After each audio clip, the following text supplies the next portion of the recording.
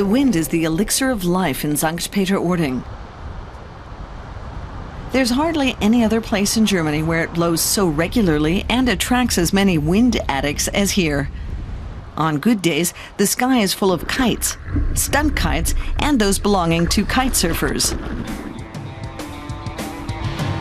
Jan Kühner has come here especially from Munich, a good 750 kilometers away. But he says it's been worth it, and that there's no better place for his sport. I came here for the wind and the beach. Where I come from, it's hardly ever windy. And when it is, I have to work. Here it's windy almost every day. And there's lots of open space, fresh air and fish. Fantastic. Surfers flock to St. Peter-Ording, whether for kite surfing or old-fashioned windsurfing, as here at this beginner's course. Jawohl! Und wieder anrufen! Johann Peach lives out of a backpack, travels the world as an instructor, and has been teaching at St. Peter-Ording for a while. He says if you've learned the sport here, nothing can faze you later. If you really learned it here on the North Sea, the hard way, you won't have any problems trying things out elsewhere later. I've often had pupils who've been surfing for 10 to 14 years, but come here and they have to start again from scratch. The conditions are so good that the Kitesurfing World Championships have been held here every year since 2006. Some 130,000 visitors then fill the town and the beach. But there's plenty of space on the beach. It's 12 kilometers long and up to 2 kilometers wide.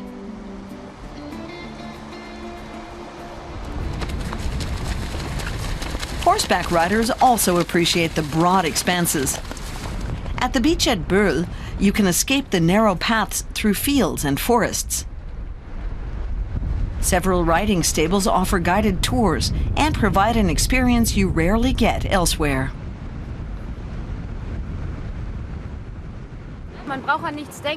You don't have to think about anything. You have endless distances and open spaces. It's gorgeous.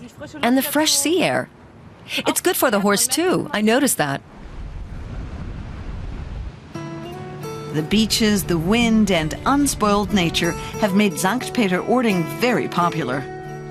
The village, with 4,000 residents, is the seaside resort with the most overnight stays in Germany.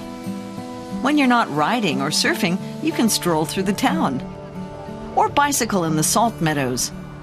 But somehow you always end up at the beach, with the buildings on stilts typical of St. Peter-Ording, which line the seashore and are washed by the water at high tide. Sven Harder takes his land sailing pupils past the stilt houses every day. This group has booked a 2-day course, and he's on his way out onto the sandbanks with them.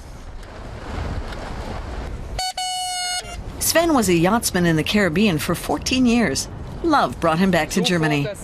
In St. Peter-Ording, he's made his hobby his profession and taken over the land sailing school. He says there's nowhere else in Germany with such good conditions. These long sandbanks make St. Peter-Ording exceptional. On a good day like this, you can go 6 to 8 kilometers. That's great fun. Very well parked, Thomas, but you started out last. You should have come in last as well. After a short briefing, beginners start out on their own. On the hard sand, they can reach speeds of 50 kilometers an hour.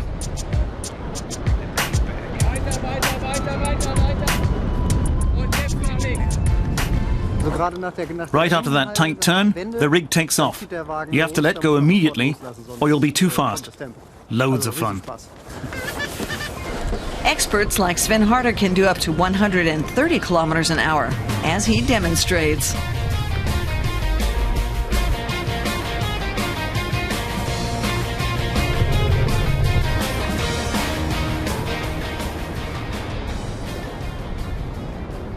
Afterwards, when you're properly worn out and windblown, you can go to 54 Grad Nord, a beach bar with tradition. A pub moved into the stilt house more than 100 years ago. Then it's time to relax, watch the sunset, and listen to the wind, which promises another eventful day to come.